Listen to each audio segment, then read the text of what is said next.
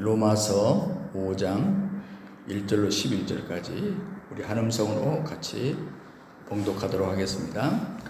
그러므로 우리가 믿음으로 의롭다 하심을 받았으니 우리 주 예수 그리스도로 말미암아 하나님과 화평을 누리자.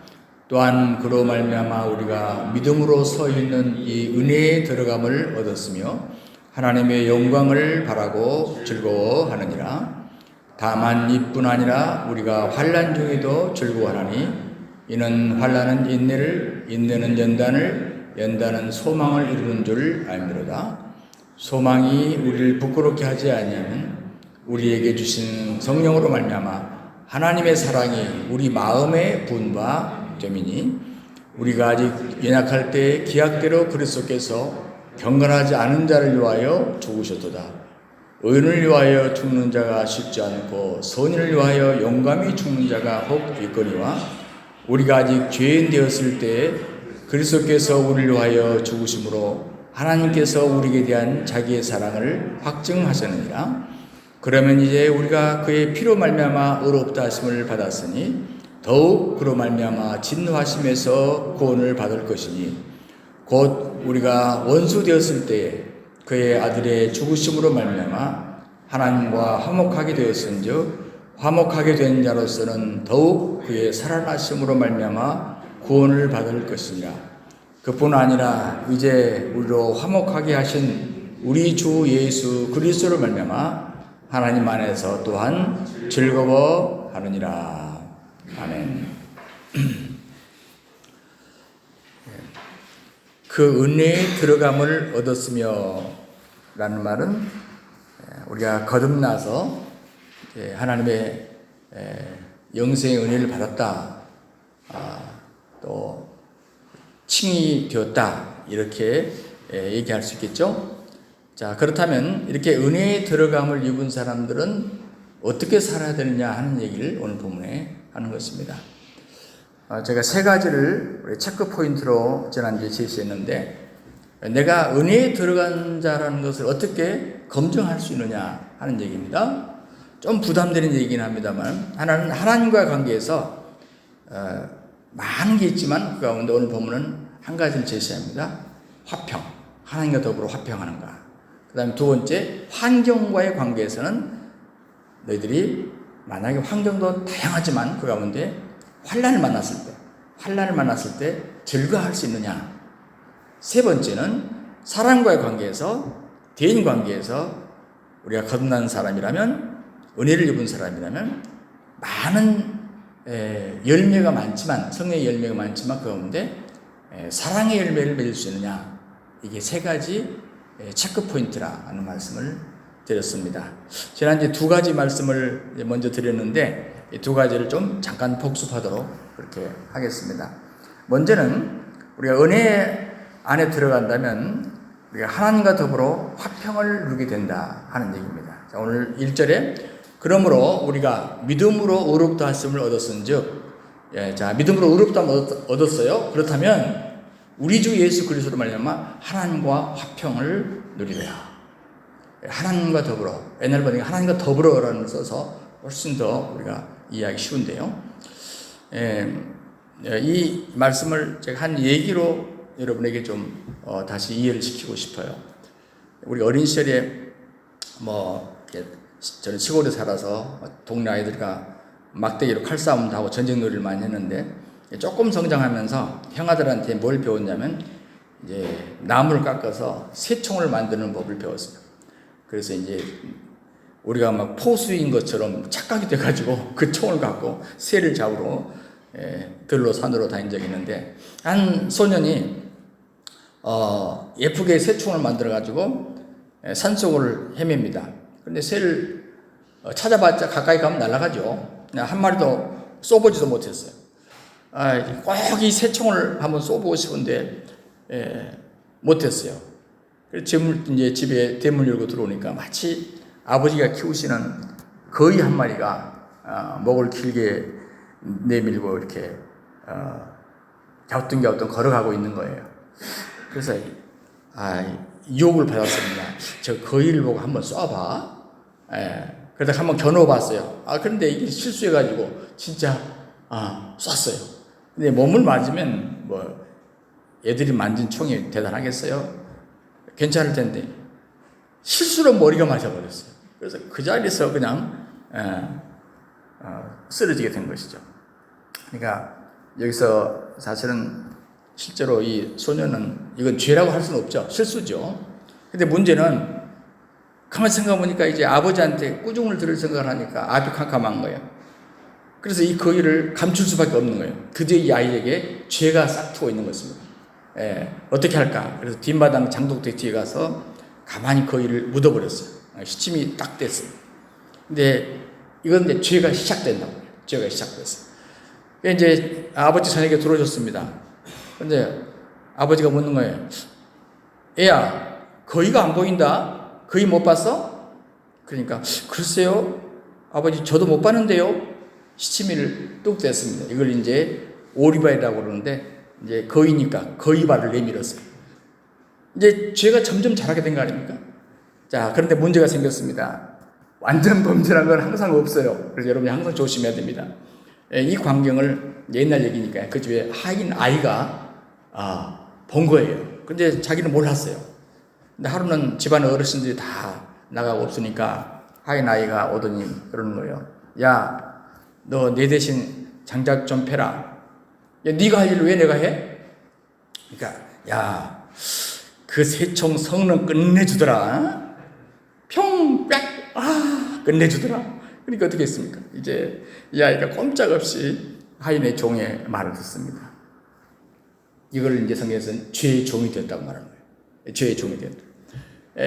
물 길러라 그러면 물 기르고요. 야, 청소해 그러면 청소. 어른만 없으면 일을 시키는 거예요. 오랫동안 이렇게 당하다 보니까 죄의 종이 되고 또 하나는 무엇입니까? 마음의 화평이 깨져버린 거죠. 왜 그렇습니까? 네. 아버지 보기가 항상 보면 떨리는 거예요. 보면 항상 죄송한 생각이 들어요. 하루하루 피곤하죠. 왜? 이 종 아들이 자꾸 부려먹으니까 더 피곤하죠. 어느 날 도무지 못 참겠어요. 그래서 아버지한테 가서 무릎을 꿇었습니다. 웬일이니? 아버지 죄송합니다. 눈물을 뚝뚝 흘리면서 사실 거의 내가 죽겠어요. 여차저차 해가지고 제가 실수해 죽겠습니다. 이제 꾸중을 들을 각오를 하고 있는데 아버지가 웃으시는 거예요. 야 이놈아, 거의가 귀하겠냐 아들이 귀하겠냐? 거의 100마리를 가져와봐라. 네가 더 귀해. 네가 이렇게 아버지 앞에 정직하게 고백을 하니까 너무 기분 좋다. 걱정하지 마라. 자, 그 다음날이 됐습니다. 하인 아이가 또 말해요. 야, 마당 좀 썰어라. 내가 왜 썰어? 뿅, 빽. 사인을 그냥 하는 거예요.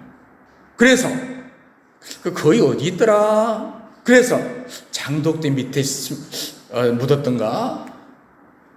그래서 다 잃어버린다. 그래, 이를테면 일러라. 나쁜 놈아. 그날 이 종의 아들을 실컷 얻어맞았답니다. 자, 지금 제가 무슨 얘기를 하는 게 여러분이 벌써 지난주 설교를 생각하면서 정리가 될 거예요. 우리가 속죄함, 그러니까 죄에 있으면 항상 무겁죠. 그리고 문제는요, 그 죄가 오늘 끌고 다닌다는 거예요. 끌고 다닌다는 거예요. 가만 놔두질 않아요. 그러나 주님 영접하고 용서함을 받은 다음부터는 참 자유의 기쁨이잖아요. 바로 그 말이에요. 참 자유의 기쁨. 하나님과 더불어 화평을 누린다는 얘기는 죄 용서 받으면 참 자유의 기쁨을 누린다. 그리고 제가 추가로 무슨 얘기를 했습니까? 그렇게 참 자유의 평화를 누리게 되면 평화를 누린 사람은 너도 이제 사람에게 가서 피스메이커가 되어야 된다. 트러블 메이커가 되지 말고 너도 평화를 만들어 나가야 된다 하는 말씀 드렸고, 두 번째, 환난 중에서도 즐거워할 수 있게 되더라는 얘기. 환경과의 관계에서. 자, 3절 4절에 다만 이뿐 아니라 환난 중에도 즐거워하나니. 자, 환난 중에도 즐거워하나니. 자, 이런 환난인들, 환난. 어떤 옛날 초기 선교사님 한 분이 이제 이 마을 저 마을 다니면서 서툰 한국말로 전도를 하고 다닙니다. 근데 어느 날 보름날이었어요. 그러니까 밤사이에 산을 넘어가면은 좀 그래도 보고 갈 수 있으니까 내일 일찍 또 복음을 전할 수 있으니까 이쪽 마을에서 복음을 전하고 그 환한 보름달 밑에서 산을 넘어갑니다. 근데 갑자기 큰 호랑이가 나타났어요. 여러분, 옛날에는 호랑이가 많이 있었습니다. 지금은 길거리에 호랑이가 많이 다니죠. 근데 얼마나 놀랬던지, 그때 그래도 조선에서 살다 보니까 호랑이를 만나도 정신만 들면 산다고 하는 얘기가 생각이 나서 정신을 차립니다. 그리고 호랑이한테 잠깐 얘기를 합니다. 내가 하나님께 잠깐 기도할 테니까 잠깐만 기다려. 호랑이한테 얘기합니다. 그리고 무릎을 꿇고 하나님 앞에 살려달라고 애원하며 기도했습니다. 한참 열심히 기도하고 눈을 떠보니까 호랑이도 다소곳이 앞에 앉아가지고 두 다리를 두 손 모아서 기도하고 있는 거예요. 얼마나 기쁘든지 이제 살았구나. 그래서 물었어요. 호랑이, 너도 하나님 믿냐? 너도 예수 믿냐? 물어보니까 호랑이가 하는 말이, 지금 방금 식사기도 끝났어? 그러더래요. 자, 여러분, 제가 누가 지어낸 얘기겠지만 성경에 말 우는 사자같이 우리에게 달려드리는 세력이 있다는 거예요. 우는 사자같이. 그러니까 나는 지금 복음 전하러 가는 사람이야. 나는 좋은 일 하러 간 사람이란 말이에요. 그런데 이상합니다. 우리가 좋은 목적을 갖고 살아도 예수 믿는 사람도 걱정이 있어요. 예수 잘 믿어도 사업에 실패하고요. 예수 믿는 사람도 병들어 아파요. 예수 믿는 사람도 아깝게도 먼저 세상을 떠보내야 될 사람이 있더라고요.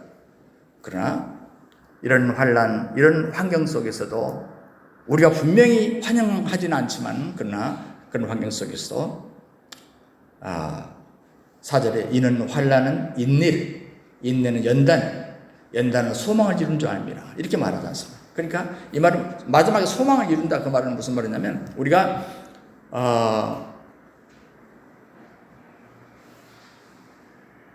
보통 때는 안 들렸어요. 그런데 고난의 때를 통과하면서 하나님의 음성이 들리는 거예요. 보통 때는 못 깨달았어요. 근데 고난을 통과하면서, 인생의 어두운 밤, 고난의 터널을 지나면서 어느 날 눈 떠보니까 내가 그만큼 성숙해 있는 거예요. 이게 뭐죠? 바로 연단은 마지막에 소망까지 이루게 된다 하는 얘기인 것입니다. 우리가 환난 중에서 즐거워할 이유가 바로 거기에 있다 하는 얘기죠. 자, 여기까지 지난주에 말씀드렸어요. 자, 오늘 이제 세 번째 얘기를 하나 더 말씀드리려고 합니다. 이제 인간과 관계였습니다. 대인 관계에서 사랑의 열매를 맺게 된다. 자, 5절 보십시오. 소망이 부끄럽게 아니함은 우리 주신 성령으로 말미암아 하나님의 사랑이 우리 마음에 부은 바 됨이니, 이렇게 말합니다. 자, 성령으로 말미암아, 성령은 성령의 열매를 맺게 돼요. 자, 성령의 열매를 맺게 되는데 구체적으로 굉장히 많습니다. 성령의 열매는. 왜냐하면 갈라디아서만 해도 성령의 9가지 열매를 이렇게 정확하게 제시하고 있는데, 그 외에도 정말 우리가 셀 수 없는 많은 열매가 있어요. 그런데 그 가운데 모든 걸 이렇게 압축해서 성령의 열매를 압축해서 오늘 본문이 말하는 거예요. 성령으로 말미암아 하나님의 사랑이 우리 마음에 부은 바 됐다. 이게 무슨 말이죠? 하나님의 사랑. 그러니까 우리가 예수를 영접한다는 얘기는 성령님 내 안에 계신다는 얘기고, 내가 성령님 안에 있다는 얘기예요. 근데 그 성령님은 사랑의 영이세요. 근데 그 사랑의 영이 내 안에 있으면 내게서 무엇이 흘러나오겠습니까? 치약을 꽉 짜면 치약에서 뭐가 나와요? 치약이 나오죠. 사랑이 흘러나오는 거예요. 왜? 우리 속에 부은 바 되었기 때문에 이것이 넘치면은 결국은 뭐가 나와요? 사랑이 나온다. 지금 그 얘기를 하고 있는 겁니다. 이게 사랑과의 관계에서 네가 정녕 예수를 영접했고 성령의 사람이 됐다면 너희에게서 사랑이 흘러나오게 되어 있다, 이 얘기입니다. 그리고 사실 사랑 속에는 엄청나게 다른 열매들이 함축되어 있어요. 오늘 보면 한 단어만 얘기하지만 그렇습니다. 자, 그렇다면 왜 이 사랑이 그렇게 성경이 말하는 그렇게 강조하고 또 그렇게 중요하냐면요, 첫 번째, 주님은 친히 십자가로 사랑을 실천했거든요. 그러니까 지금 우리가 말하는 사랑은 그냥 값어치 없는 사랑이 아니라 그 말이죠. 6절에 보세요. 우리가 아직 연약할 때 기약대로 그리스도께서 경건하지 않은 자를 위하여 죽으셨다. 여러분, 우리가 연약하기도 하고 경건하지도 않아요. 그러니까 우리가 이제 좀 강해진 다음에 주님이 죽으신 게 아니에요. 내가 경건해진 다음에 주님이 오신 게 아니라 그 말이에요. 성경은 말하기를 아직 연약할 때, 그리고 아직 경건하지도 못했을 때 주님이 오셔서 십자가에 지셨다. 이렇게 말씀을 하고 있어요. 그러니까 예수님께서 이 사랑을 우리에게 보이시는 방법이 여러 가지 있었겠지만 가장 중요한 것으로 내가 십자가를 짐으로 우리에게 사랑을 전해줬다는 증거를 보여야 되겠다. 이런 방식으로 십자가를 지신 거예요. 그렇기 때문에 만약에 그것이 십자가가 없는 사랑이라면 그 사랑은 좀 한번 생각해 볼 필요가 있어요. 그것은 위선적일 수 있고 아니면 사랑이란 미명하에 이기적일 수가 있어요. 우리가 스테반 집사님을 왜 좋아하는 줄 아십니까? 그 스테반 집사님은 어떤 다른 집사님도 다 그런 삶을 사셨겠지만 초대교회 그 집사님이 기도할 때 뭐라고 그래요? 지금 돌로 자기를 치는 사람들에게 주여 이 죄를 저들에게 돌리지 마옵소서. 이건 최고급의 사랑 아닙니까? 그런데 스테반도 우리가 똑같은 사람인데 돌에 맞아 피를 흘린 거 보면 똑같은 사람이에요. 그런데도 어떻게 이게 나왔을까? 지금 우리에게 가능성을 보여주고 있어요.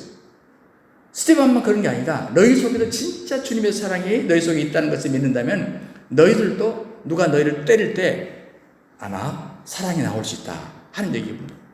그러니까 주님은 우리에게도 그렇기 때문에 뭘 부탁하냐? 그 사랑을 부탁하시는 겁니다. 왜? 내가 너희들에게 이렇게 죽음으로 희생으로 십자가로 너희에게 이 사랑을 증명했기 때문에 너희 또한 그렇게 해야 된다 하는 것입니다. 그러므로 하나님께로부터 받은 사랑은 형제 사랑으로 보답할 수가 있는 겁니다. 요한일서 3장 10절에 요한 사도께서는 그런 말을 해요.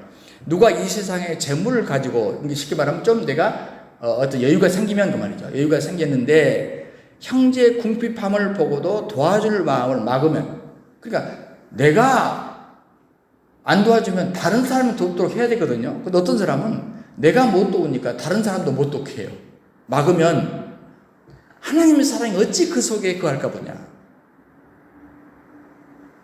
우리는 하나님의 사랑과 예수님의 희생으로 살게 되었습니다. 이제 우리도 서로 사랑함으로 주님의 사랑을 확장시켜 나가는 겁니다.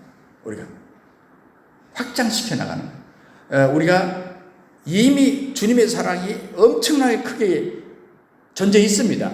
그러나 우리는 조금이라도 그 사랑을 조금이라도 우리가 확장시켜 나가는 거예요. 이게 바로 주님이 친히 십자가로 사랑을 실천하신 이유죠. 두 번째, 사람의 가치는 뭘 보고 평가하느냐 하는 것입니다.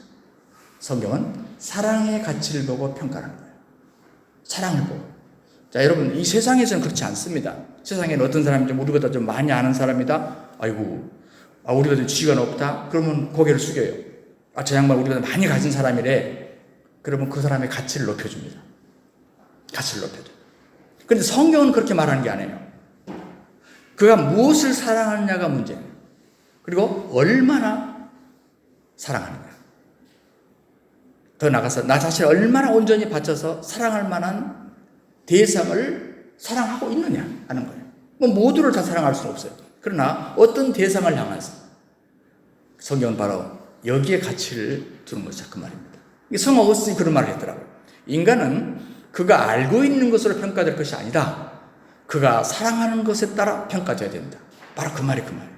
아마 성 어거스틴이 이걸 잘 깨달은 것 같습니다. 이 부분에서. 그래서 우리가 이제 살다 보면서 느끼는 게 뭐예요? 세상에 사랑 아닌 게 뭐 있어요? 노래부터 시작해서. 그런데 잘못된 사랑이 너무 많아. 그래서 그 사랑이라는 것 때문에 나도 고생이고 너도 고생하는 거예요. 사랑이라는 것 때문에. 왜? 순수한 사랑이 아니니까. 모호한 사랑이니까. 우리가 사랑한다고 하면서 예를 들어서 너무 사랑하니까 시기해. 너무 사랑하니까 투기해. 근데 이것이 막 지나치면 어떻습니까? 이제는 막 의심하지 않을 범위도 막 넘어서 의심해버리고, 미리서 막 가정에서 의심해버리고, 정신병 속에 들어가 버리는. 얼마나 주변 사람이 괴로운지 몰라요. 저는 그런 사람 많이 봤어요. 사랑하기 때문에 그런데요. 사랑하기 때문에. 여러분, 그러므로 우리가 사랑도 선한 사랑해야 되고, 지혜로운 사랑해야 되고, 거듭난 사랑해야 됩니다. 사랑이 병든 사랑이 너무 많아요. 사람의 가치는 그러므로 순수한 사랑을 보고 평가해야 된다는 얘기. 세 번째, 그러므로 아가페 사랑이 가장 숭고하고 위대하다 하는 것입니다. 헬라 사람들은 신기하게도 여러분 많이 들으셨겠지만 이 사랑을 좀 여러 가지로 구별했잖아요. 본능적인 사랑을 에로스라고 그러고, 또 친구 사랑이라 할 때 나라 사랑, 형제 사랑, 이것을 우리가 필리아, 가장 많이 쓰는 헬라어 단어입니다. 필리아. 그리고 조금 더 고차원적인 소위 부모 자식 간의 혈육 간의 사랑을 스톨게라고 했습니다. 그리고 기독교 안에서 쓰는 용어 가운데 또 다른 차원의 사랑, 그것은 거룩한 사랑, 희생적인 사랑을 우리가 아가페라 이렇게 불러왔습니다. 근데 독일의 윈체르 대학의 철학과 교수인 요하네스 로즈라는 사람이 이 네 가지 사랑의 관계를 깊이 연구하는 가운데 이런 얘기를 했어요. 제가 베껴왔습니다. 에로스가 필리아를 통하여 정화하고 필리아나 스톨게가 아가페를 통하여 고양될 때 비로소 건전한 사랑을 이룰 수가 있다. 그러면서 네 가지 사랑이 다 특성을 갖고 있으며 필요한 것이지만 아가페가 없는 에로스나 필리아는 타락하고 만다. 그런데 아가페 역시 에로스, 필리아, 스톨게 없이는 개발될 수 없다. 제가 굉장히 의미 있게 이 말이 무슨 말인가를 많이 좀 생각을 해봤어요. 그런 차원에서 우리 한국어는 사랑이라는 말이 하나밖에 없잖아요. 그런 이 속에 네 가지가 다 들어가 있어요.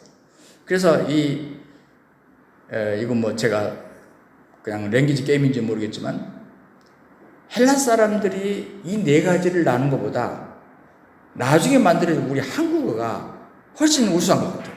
왜냐하면 한 사랑 속에 네 가지를 다 함축하고 있기 때문에 굉장히 우수하지 않나. 요하네스 로즈 교수가 하는 말이 아가페 역시 에로스, 필리아, 스톨게 없이는 개발이 안 된다. 이 말이 그 말이 아닌가. 저는 그런 생각을 해봤습니다. 여러분, 많은 사람들이 사랑의 이름으로 많은 죄를 지어요.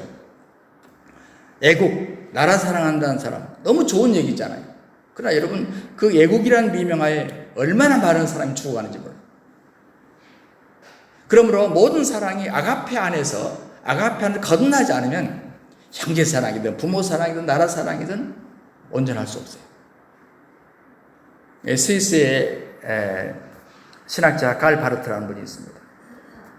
작은 교회를 목회하다가 나중에 이제 신학을 가르치게 있어서 나중에는 대신학자가 되는데요. 자유주의 신학의 큰 물결에서 그가 벗어나게 했다는 점에서 아주 위대한 신학자로 봅니다만, 그러나 우리 신학하고는 조금 차이가 납니다. 그래서 신정동주의의 대부로 보고 있는데, 이분이 이제 말전에는 이제 신학교를 은퇴하고 세계 두루 다니면서 강연을 많이 했다고 해요. 미국에 가서 강연을 할 때인데 많은 분들이 감동을 받고 박수를 치는데 이제 질문 시간이 있습니다. 근데 한 청년이 질문하는 거예요. 박사님, 지금까지 많은 경험도 있으시고 또 많은 생각도 하셨고 또 성경도 깊이 연구하셨고 신학도 깊이 연구하셨는데 그 많은 것보다도 지금 이 짤막한 시간에 그 박사님 마음속을 지배하고 있는 가장 중요한, 가장 위대한 생각이 무엇입니까? 그때 칼바르트 교수가 잠깐 생각한 다음에 짤막한 대답을 했습니다. 하나님께서 나를 사랑하신 것입니다. 나는 성경을 통해서 이 사실을 깨닫고 내 생애 동안에 이것을 가르치고 간증하려고 노력했습니다. 나의 가르침이란 예수님의 사랑을 간증하는 것입니다. 이런 얘기를 했어요. 여러분, 우리가 하나님께서 나를 사랑하신다는 것을 깨닫는 것부터 시작을 해서 우리는 아가페 사랑으로 들어가요. 그때부터. 그 전까지는 아가페 사랑이 뭔지도 몰라요. 그러나 이때부터 이해하기 시작한다. 우리가 물론 평생 이해 못합니다만, 그러므로 우리가 하나님 안에서 깨닫는 이 믿음의 사람이 깨닫는, 믿음의 사람이 행복으로 생각하는 이 아가페 사랑이 가장 숭고하고 위대한 것입니다. 더 나아가서 성경이 보이는 사랑의 언어의 절정은 뭐냐? 십자가입니다. 그래서 하나님이 우리를 사랑한다면, 그렇잖아요. 우리를 사랑한다면 내가 너에게 큰 돈을 줄 거야. 너무 우리 필요로 하잖아요. 내가 너에게 건강을 줄 거야. 내가 널 사랑하기 때문이야. 내가 너를 사랑하기 때문에 큰 명예를 줄 거야. 이럴 것 같은데 아니에요. 요한복음 3장 26절은 그렇게 말하지 않아요. 그렇게 말하지 않아요. 구약적인 데는 그렇게 말한 것 같았는데 신약에 넘어와서 너희들을 내가 극진히 사랑해서 독생자를 주셨으니 이렇게 말해요. 그 많은 것들을 다 제쳐놓고 독생자 얘기만 하는 거예요. 자, 오늘 본문 8절에 보시면 우리가 아직 죄인 되었을 때 그리스도께서 우리를 위하여 죽으심으로 하나님께서 우리에게 대한 자기의 사랑을 확증하셨느니라. 자, 아까 첫 번째 얘기하고 비슷한 얘기인데 하나님의 사랑을 확증하셨느니라. 제가 이 6절 이하에서 이 말씀 몇 번 읽다가 보니까 죽으심이라는 얘기가 죽으심으로라는 얘기가 5번 이상 나오더라고요. 죽으심으로 계속 반복해서 죽으심으로. 예, 바로 그렇습니다. 요한일서 4장 9절에도 요한 사도께서 그렇게 말해요. 하나님의 사랑이 우리에게 이렇게 나타난 바 되었으니 하나님이 자기 독생자를 세상에 보내심은 우리를 살리려 하십니다. 여기에 독생자 얘기를 또 요한 사도께서 하고 있습니다. 요한복음에서만 하는 게 아니에요. 우리를 살리려고 독생자를 보내사 십자가에 달리게 하셨다. 그러니까 성경에 보이는 사랑의 언어의 최고의 절정은 십자가다. 그 우리에게 성경이 기록하고 싶었고 우리에게 말하고 싶었던 부분이 바로 이 부분입니다. 왜 이것이 위대하냐면요, 예수님이 십자가상에서 자기가 3년 동안 내내 가르쳤던 모든 교훈들, 우리가 얼른 생각하는 것은 산상수훈이잖아요. 이 모든 산상수훈을 비롯한 모든 교훈들을 십자가에서 마지막으로 다 실천하셨어요. 자, 여러분, 산상수훈 마태복음 5장 44절에 난 너희에게 이르노니 너희 원수를 사랑하며 너희를 핍박하는 자를 역기도하라. 이같이 한즉 하늘에 계신 너희 아버지 아들이 된다. 자, 이 말을 어떻게 실천하셨어요? 여러분, 말은 할 수 있어요, 우리도. 그런데 마지막에 이걸 진짜 이게 진리라고 하는 것을 증명하기 위해서 십자가상 위에서 친히 그들 용서하는 선포를 함으로 보여주신 거예요. 우리가 솔직히 나를 사랑해주고 내게 관심 가져주고 내게 친절을 베푸는 사람 사랑하는 거 할 수 있다고 봐요. 그 정도는 할 수 있죠? 여러분도? 근데 나를 핍박하고 내게 어려움을 안겨주는 사람을 사랑하라? 이건 쉬운 문제가 아니잖아요. 똑같은 사랑이지만 달라요. 환경에 따라 달라집니다. 대상에 따라 달라진다고요. 여러분, 우리가 건강할 때 사랑할 수 있어요. 내게 평안할 때 사랑할 수 있어요. 기쁠 때. 내 마음에 여유가 있을 때 사랑은 가능합니다. 그러나 내가 병들어 허약할 때, 내가 지금 불안한 상태에 있을 때, 역정의 밤을 만났을 때, 그때도 사랑할 수 있느냐? 저는 이 말씀을 묵상하면서 그런 생각을 해봤어요.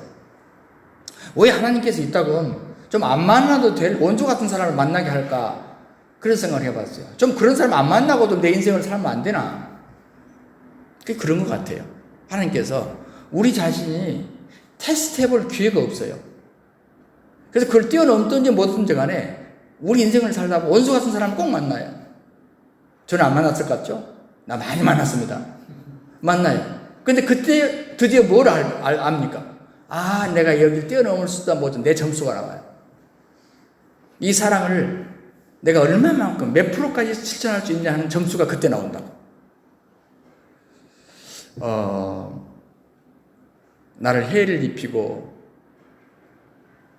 내가 원수같이 느껴지는 그 대상, 그들을 위해서 기도해주고 그들을 사랑할 수 있을 때 우리는 이제 예수님이 드디어 말씀하셨던 그 십자가에 접근해 가는 겁니다. 조금씩 접근해 가는 것입니다. 어느 목사님이 글을 보니까 자기 교인 얘기를 한 것 같아요.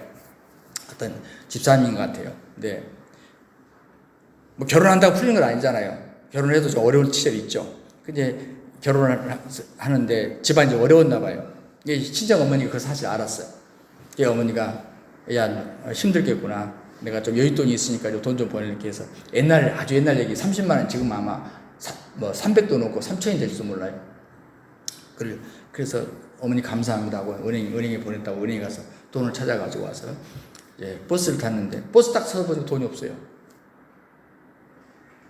버스 타기 전에 그냥 누가 훔쳐간 거지. 하늘이 무너지는 것 같고 가슴이 뛰고 버스에 주저앉아 버렸어. 떨리는 다리를 끌고 집에 들어갔습니다. 그 믿는 집사님이야. 무릎 꿇고 기도가 안 나와. 그래도 뭔가를 막 기도를 했답니다. 그런데 자기 입에서 그런 기도가 나오는 거예요. 하나님, 저보다 얼마나 어려운 사람이길래 그 돈 훔쳐갔겠습니까? 그것으로 그 사람 그 어려움을 다 이기고 극복하고 두 번 다시 그런 짓 안 하게 해주십시오. 이런 기도가 나오더라는 거예요. 그 목사님이 그 자기 교회 집사님에게 그 간증을 들었다는 거죠. 자기가 기록을 했더라고요. 여러분, 그랬더니 중요한 건 뭐냐면 마음이 평안해지더라고요. 갑자기 그 기도를 하는 순간에 마음이 평안해지더라고요. 돈이 있고 없고, 돈이 있고 괴로운 것보다 돈 없어도 마음이 평안하면 되잖아요. 원수를 위해서 기도하고 그가 구원받고 잘되기를 기도하는 거 쉽지 않습니다.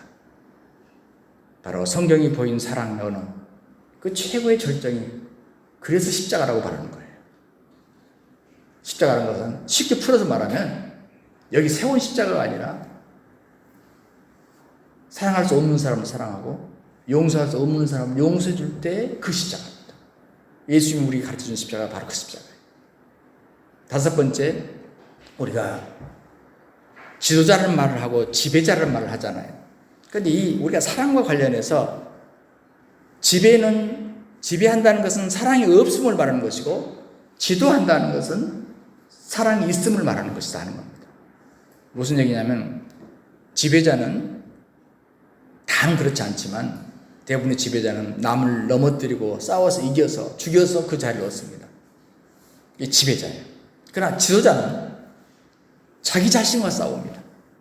그래서 자기 자신을 극복할 때 자기를 쳐서 복종시킬 때 다른 사람들이 나를 따라와요. 그때 이 사람을 뭡니까? 지도자라고 말하는 거예요. 그러므로 한마디로 지배자는 사랑이 없는 것이고 지도자는 사랑이 있는 것이다 그 말이에요. 사도 요한이 요한일서 3장 17절에서 자녀들아 우리가 말과 혀로만 사랑하지 말고 참 우리 잘할 수 있죠? 말과 혀로는 사랑할 수 있죠. 오직 행함과 진실함을 하자. 그 말은 쉽게 풀어 말하면 저 사람이 나의 관심이 필요로 하는 사람 같아. 아무리 봐도. 그럼 내가 그에게 가서 관심을 표해주는 거예요. 저 사람 기도가 필요한 사람 같아. 내가 가서 기도해주고. 저 사람 도움이 필요한 사람 같아. 조금이나마 좀 도움이 돼주고. 저 사람 내가 나한테 사과받기를 원하는 것 같아. 그럼 내가 가서 미안하다고 해줘. 내 용서가 필요한 것 같아. 그럼 내가 당신 용서한다고 해줘. 이겁니다. 이게 성경이 말하는 지도자입니다. 앞에 이렇게 높이 서 있다고 지도자가 아니라 이런 생활을 하는 사람도 하나님께서 그 공동체에서 이미 지도력을 발휘할 수 있도록 해주신 거죠. 여러분 창세기 45장에 참 아름다운 장면이 있죠. 봐도 아름다워요. 이 장면. 여러분 야곱의 집이 그 재밌는 집안이 웃음꽃이 어느 날부터 싹 없어졌다고 우울해졌다고. 그때가 언제예요? 자기가 사랑하는 아들 요셉이 행방불명이 되어버렸을 때죠. 아버지는 얼마나 힘듭니까? 짐승이 찢어 죽였대요.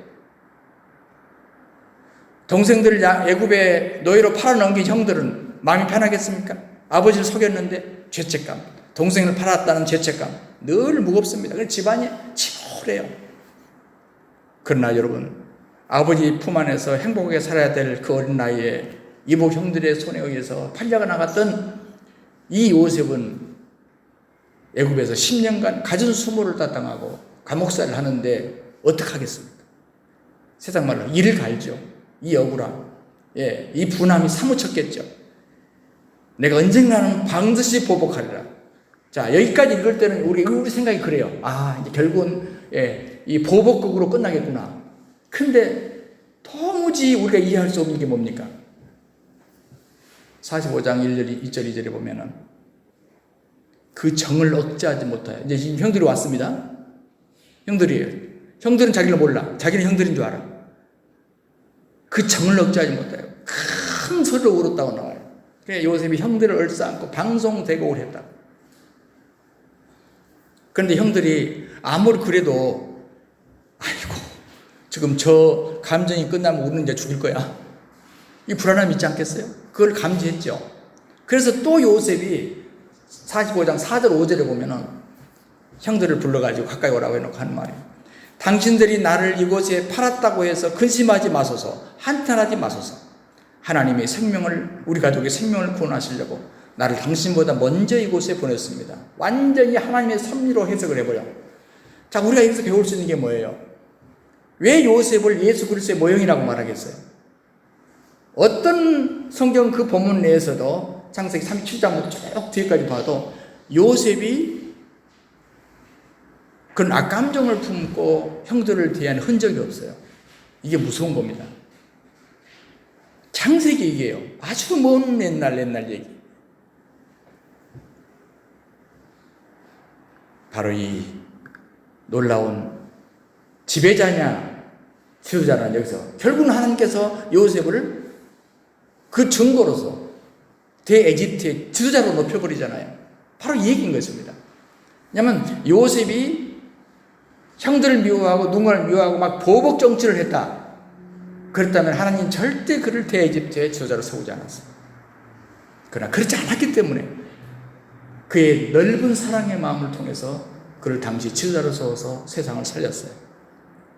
여러분, 예수님이 승천하신 다음에 300년 동안 기독교 신앙이 퍼져나가는데 예루살렘부터 시작을 해서 안디옥 그리고 이제 유럽까지 퍼져나갑니다.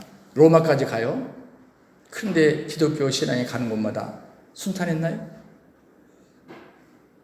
얼마나 로마 황제들로부터 박해를 받습니까? 그럼에도 불구하고 신기한 것은 기독교 신앙이 끊기지 않는 거예요. 약해지지 않는 거예요. 그 핍박 속에서 전 세계를 향해서 힘있게 퍼져나가는 거예요. 여기에 대해서 교회 사가들은, 역사를 연구하는 사람들은 나름대로 여러 가지 이유를 얘기하고 또 교과서에 써놓은 것을 보았습니다. 그러나 여러분, 우리가 그 얘기 말고 우리가 오늘 이 주제와 관련해서 한번 로마를 뒤집어 버린 그 기독교의 위대한 힘이 무엇이었을까를 한번 생각해 볼 필요가 있어요. 그건 무엇이었을까? 그는 노예까지도 형제로 대하는 사랑 때문이었어요. 그 문화권을 우리가 생각해야 돼요. 지금은 상상하지 못할 얘기죠. 옛날 노예들은 짐승과 다를 바 없었어요. 무슨 호적에 올린 것도 아닙니다. 재산 목록이에요. 근데 로마가 세계를 정복하다 보니까 얼마나 노예 신분이 많았냐면요. 인구의 3분의 1이었대요. 그러니까 물론 그 노예라는 것은 이렇게 노동만 하는 건 아니에요. 가정교사도 있고 여러 가지 있어. 어쨌든 노예예요. 왜 노예냐면 그 사람들은 호적이 없어요. 그러니까 물건하고 똑같아요. 아무튼 죽으면 끝이에요. 한마디로 짐승 취급받고 때로는 두들겨 맞는 노예들도 많았고 고생하다가 죽는 인생. 근데 신기한 것은 이들이 그리스도인들의 집단에 들어가 보니까 형제라고 불러주는 거예요. 형제라고. 그리고 신실한 친가족처럼 대접해 주는 거예요. 노예들이 거기서 얼마나 위로를 받았겠습니까? 그러니까 목숨 걸고 예수를 믿게 됩니다. 그 그룹 속에 들어가게 됩니다. 그런데 노예들이 예수를 믿더니 주인이 가만히 보니까 요령 부리고 도망가려고 하는 게 아니라 그 그리스도인 집단에 갔다 오면 더 충성하는 거야. 주인한테 더 충성하는 거야. 그래 거기에 안 보낼 이유가 없는 거예요. 그리고 대화를 하다 보니까 굉장히 자기들 상상도 못할 좋은 점이 보이는 거예요. 로마가 300년 만에 뒤집어져 버린 거예요. 로마가 300년 만에 뒤집어져 버린 거예요. 노예를 통해서 아니면 노예로 끌려온 그 처자들을 통해서 이렇게 친구들하고 연애할 때는 이 사람 저 사람하고 잘 놀다가 막상 결혼할 때가 되니까 신부감이 안 돼. 그런데 가보니까 크리스찬 여자들은 뭐예요? 비록 노예 신분이지만 정말 정결하고 깨끗한 여자야. 그렇다고 무식한 게 아니야. 그 나라에서는 다 많이 배워서 온 사람들이야. 전쟁이 져서 노예가 됐을 뿐이야. 그러니까 결국 그러니까 결혼을 그 노예로 끌려온 여자하고 결혼을 시킨 거예요. 자기 아들을. 그리고 어떻게 됩니까? 그 복음이 그 가정 속에 들어가게 되어버린 것이죠. 뿐만 아닙니다. 두 번째, 여자들을 사람 대접해주는 사랑이 있었어요.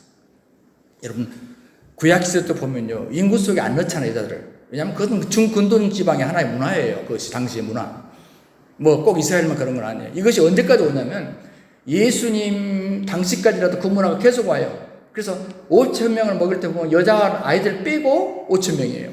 그 문화가 거기까지 계속 왔었어요. 그런데 예수님은 자기 12 제자에게 그걸 가르치는 거예요. 남녀 평등. 그리고 오히려 여자를 더 귀히 여기라. 그러니까 예수님이 떠나고 나서 이제 제자들이 실제로 사역을 하는 걸 보면, 예를 들어 봅시다. 수제 베드로가 베드로전서 3장 7절에 예수님의 가르침이 뭐였던 거를 짐작할 수 있어요. 예수님이 직접 그 말 한 건 아니지만 그가 어떻게 사는 걸 보면 알아. 남편 전자들아, 이와 같이 베드로가 하는 말이에요. 지식을 따라 너희 아내와 동거하고 저는 더 연약한 그릇이요 생명의 은혜를 유업으로 함께 익을 자를 알아라. 연약한 그릇을 알아라. 그리고 여자를 보호하라. 그리고 왜냐하면 이 말까지 해요. 너희 기도가 막히지 않게 하려 합니다. 너희가 여자한테 잘못하면 기도 쪽이 막힌다. 이렇게 베드로는 여기까지 영적인 문제까지 터치에 들어간 걸 보게 됩니다. 그래서 보면은 세계 어느 나라라도 가봐도 남자보다도 여자 성도님들이 더 많은 것 같아요. 아마 천국 가면 여성들도 많지 않을까 짐작이 돼요. 마지막으로 죄인에게 구원의 소망을 준 사랑이 있죠. 예수님 당시에도 보세요. 이미 바리새인들이나 서기관 장로들에게 손가락질 당하는 사람들이 있었거든요. 직업적으로도 그렇고요. 세리랄지 창기들. 근데 예수님께서는 뭐라고 말해버리시냐면 마태복음 21장에 그 애들이 너희보다 먼저 천국에 갈 거다 그랬어요. 엄청나게 예수님은 반발을 사세요. 이런 말 때문에, 발언 때문에. 발언을 잘하셨어야 했는데 주님은 뭐라고 하면 나는 의인을 부르러 온 것이 아니고 죄인을 불러왔어 이렇게 말했어요. 너희들이 죄인으로 취급하는 거 맞아. 나도 뭔 말인지 알겠어. 내가 모르는 게 그런 게 아니야. 그러나 나는 저희들을 먼저 구원해야 되겠어. 그러므로 아무리 죄를 많이 범했다 할지라도 구원의 소망을 주신 주님, 예수를 믿기만 하면 살 길 열린 거거든요. 그런데 그 많은 종교 지도자들은 믿기만 하는 게 아니거든요. 그래서 엄청 어려움을 당하는 거예요. 왜? 천국에서 너무 멀다고 주님께서 말씀하시는 거예요. 너희들은 너무 멀다. 이게 뭐죠? 죄인에게 구원의 소망을 준 주님의 사랑이었어요. 그러니까 수많은 죄인 취급받던 사람들이 막 달려올 수밖에 없었어요. 그리고 예수님 곁에 그러다 보니까 예수님 주변에는 맨날 죄인들만 있는 거예요. 예수님이 그들을 끌어들인 게 아니라 그들이 찾아온 거죠. 그래서 회개만 하면 구원받고 회개만 하면 성령 충만받고 그리고 성령 충만하면 능히 그 죄와 싸워서 의인의 세계로 들어갈 수 있다는 길이 보이게 된 것이죠. 죄인에게 구원의 소망을 준 사랑이었던 겁니다. 말씀을 맺습니다. 여러분, 우리가 은혜에 들어감을 입었다면, 우리 은혜를 받았다면 체크 포인트가 세 가지인데, 하나님과 관계에서 하나님과 더불어 화평을 누려야 된다. 환경 속에서는 특별히 환난을 만났을 때 즐거워할 수 있어야 된다. 그리고 대인 관계에서는 사랑의 열매를 맺어야 된다. 그 사랑의 열매는 보통 사랑이 아니고 주님이 친히 십자가로 이루신 사랑, 실천하신 사랑, 그리고 진정한 가치, 바로 누구도 평가할 수 없는 최고의 가치의 사랑, 숭고한 사랑, 바로 그 사랑을 우리에게 베풀어 주시면서 그리고 우리에게 또한 대인 관계에서 그 사랑의 열매를 맺으라고 우리에게 부탁하고 있는 것입니다. 기도하겠습니다. 주 하나님, 우리 아버지, 누가 뭐라 하든지 주님이 우리에게 베푸신 그 사랑은 너무 무한하고 그리고 측량할 길이 없습니다. 우리 주변에 우리와 관련된 사람 사이에서 내가 하나님의 사랑받은 자로서의 사랑의 열매를 충분히 맺어갈 수 있는 하나님의 사람들이 되도록 축복해 주옵소서. 주 예수 그리스도 이름으로 간절히 기도하옵나이다. 아멘.